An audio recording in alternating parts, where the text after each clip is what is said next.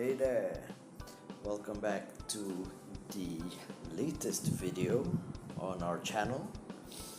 And as you can see, I've been a little busy with life, so a few hospital trips involving a family and loved ones. So sometimes stuff like that can get in the way.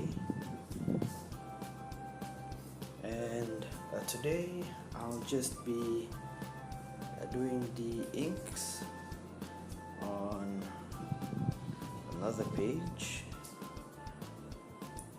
from the book The Demon of Old Malaya, and it's published by Chainlink Studios, written by Kenneth Chirail, and of course with art by myself.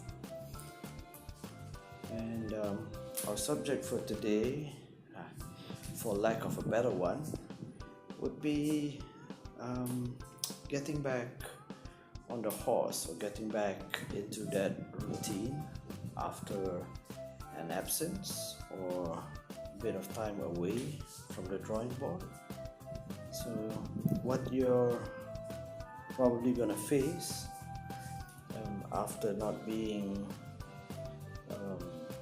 on the drawing board for maybe a week or two is that it's going to impact the way or how comfortable you feel when you start on a piece.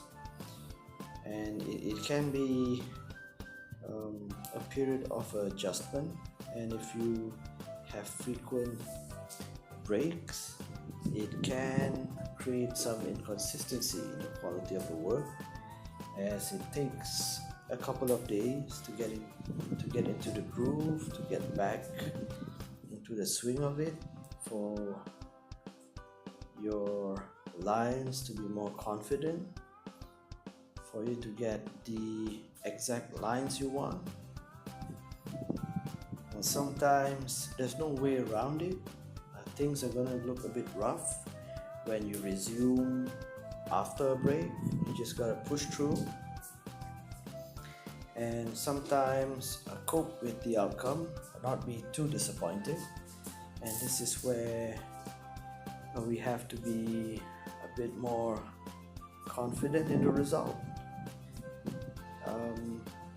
Given that the premium is time, and we're working against the amount of time one might have filling up a day job and obligations to friends or family, as long as you're not goofing off, spending nonsensical amounts of time on video games or other distractions, it should be okay. But do be patient, let yourself make the mistakes. Even if you're inking, you can white it out later. You can always go back with a brush or a whiteout pen and adjust the values.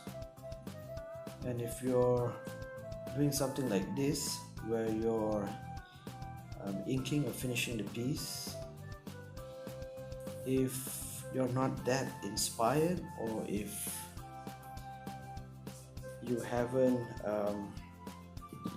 reach that flow state where it's much easier for you to improvise and be more artistic with the final product, what you can do is just stick to the pencils or the lines that you've already laid out, and just let your hands slowly warm to the task. Start to feel the tools, and just take a step back in your mind and let things come together. As long as you have a reasonable line work laid down, you can just grow into the task.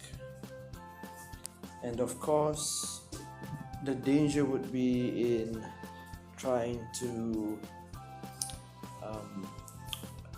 overcompensate for the absence or the lack of work, and you might end up overworking the piece.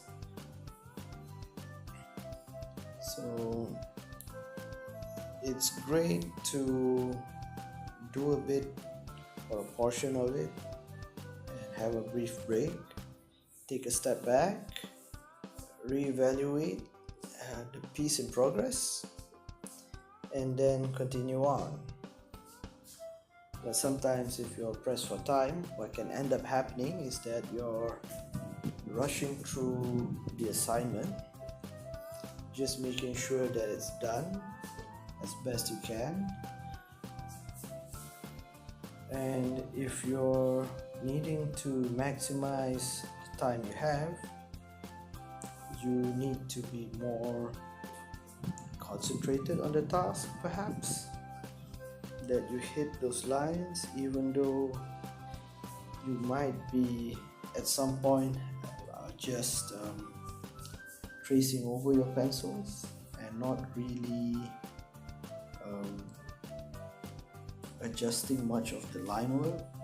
If you're starting from that point just to pick up the confidence, just make sure that you are tidy, or at least make those mental notes of the areas that you want to clean up later on.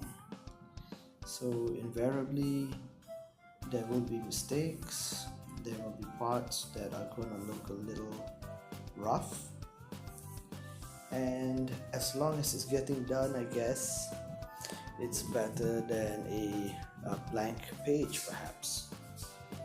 So sometimes it's about confidence, sometimes it's about the muscle memory, the touch. It's just like warming up those muscles, flexing them. And of course, in this case, since I'm using one of these dip pens, a transitioning tool might also create some resistance to your actual application of it. So I'm more used to using a brush or a brush pen. So if you like the video, remember to like, subscribe, share the video, and we'll be back soon with another progression, probably of the same page. And you guys take care and keep drawing.